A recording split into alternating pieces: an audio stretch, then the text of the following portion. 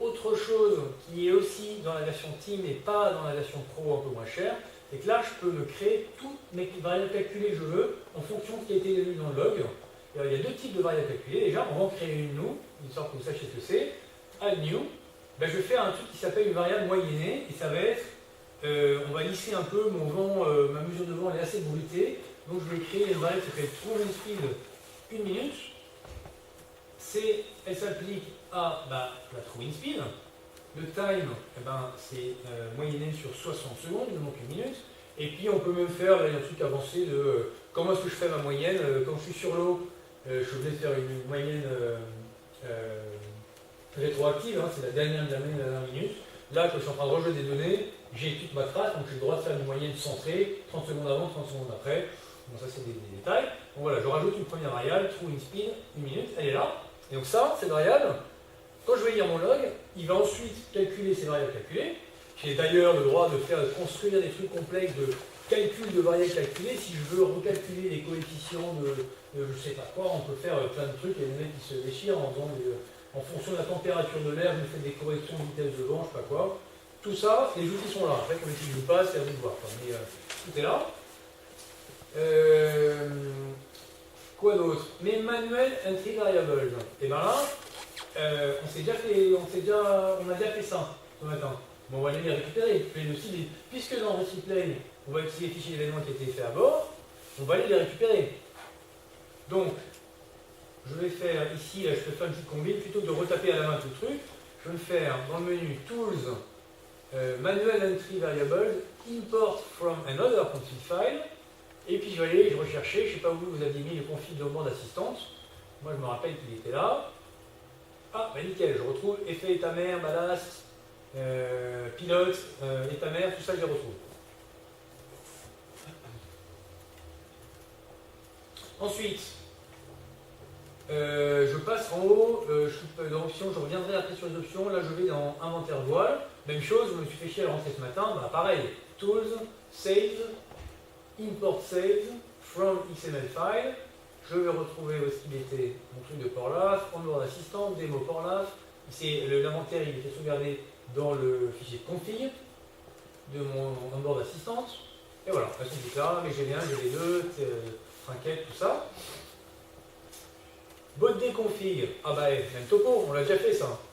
Tools, bot config, import from config file, j'y retourne, onboard assistant, démo Porlaf, je retrouve mon safran, mes voiles, équipage, nickel, tout ça c'est là. Vespar, on va pas en parler parce que c'est assez avancé, c'est une Cévision, c'est une boîte Kiwi qui fait ça, c'est du Cévision. Et donc nous on a plein de connexions. En fait, dans notre philosophie, on se place toujours comme étant, nous on a des outils, mais on va être des pièces du puzzle. On a un onboard assistant, vous l'utilisez, tant mieux, vous l'utilisez pas, tant pis. Si vous l'utilisez, ça peut se connecter, ça se connecte bien avec Adrena. Le récipient, pareil, tous ces trucs-là, c'est des pièces de puzzle.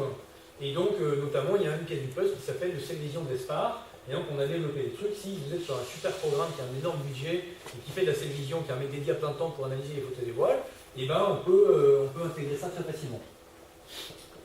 Et maintenant, on va passer à l'onglet. On va parler rapidement du data filtering, bien que ça soit, il me semble, uniquement dans la version Team aussi.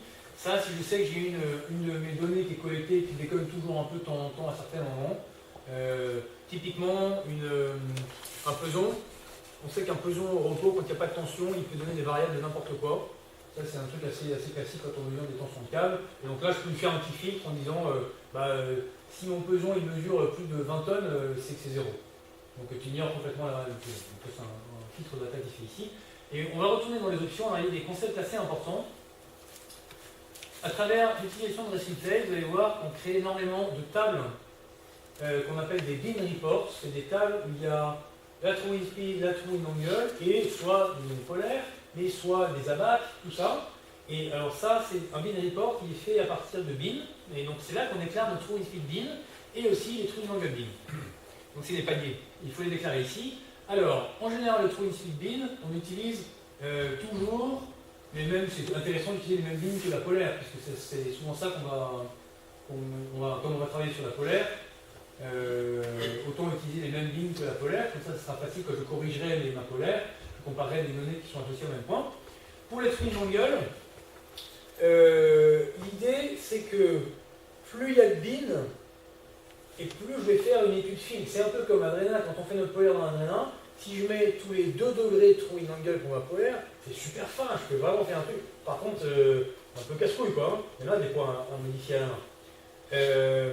D'autre part, nous on va avoir des phases de 30 secondes, de 1 minute ou je sais pas quoi, on va faire des moyennes, puis on va faire une analyse de perte, donc on va comparer les phases entre elles. Et pour les comparer, la phase, elle a un twin angle de 42,3 en moyenne, puis l'autre phase, elle est à 43,1. Bon, c'est assez proche, on va les comparer ensemble.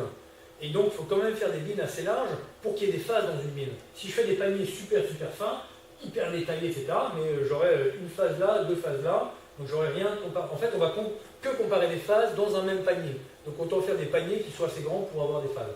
Donc là, typiquement, on va probablement faire un peu comme ce qu'il y a les valeurs par défaut. Là, c'est, vous voyez, tous les 5 degrés quand on est au pré, puis après tous les 10 degrés, puis après de nouveau, ça peut être de nouveau tous les 5 degrés quand on arrive au portant. Ça, c'est un truc un peu à l'utilisation où on verra. Ça dépend aussi des priorités. Est-ce que vous faites beaucoup de finesse dans le reaching ou pas? Alors, ensuite, dernier truc, il y a des petits critères qu'on appelle de tolérance. Et ça permet de grouper les phases. C'est assez utile quand on va faire des filtres. Et il y a des filtres qu'on utilise très souvent. C'est, là, je suis en train de regarder le pré. Donc, mets-moi que les phases au pré. Et donc ça permet de définir qu'est-ce que j'appelle une phase qui était au pré. Et bien, c'est mon twin angle target, qui donc est fonction de la vitesse du vent, plus, là, je spécifie 10. Et donc, si à 10 nœuds, je remonte à 45 degrés du vent, et toutes les phases qui sont autour de 10 nœuds de vent, toutes les phases dont le twin angle est entre 0 et 45 plus 10, donc 0,55, elles vont être classifiées, groupées dans les upwind. Pareil, au portant, dans 10 nœuds, je descends à 152, on va dire. Et toutes les phases qui sont entre 152 moins downwind target tolerance, c'est 10, donc moins 10, donc entre 142 et 180, elles sont rappelées downwind. Et tout ce qui est entre, on appelle ça reaching. Ça n'a pas d'influence énorme sur mon analyse, par contre ça va être utile pour les filtrages, les groupages, notamment je peux colorier des trucs en upwind, downwind. Ça c'est intéressant de définir tout ça. Donc c'est pour expliquer une petite aparté pour vous expliquer ça. Donc voilà, on a fini notre config file. Là, il faudrait qu'on le sauvegarde et qu'on l'utilise dans le récipient.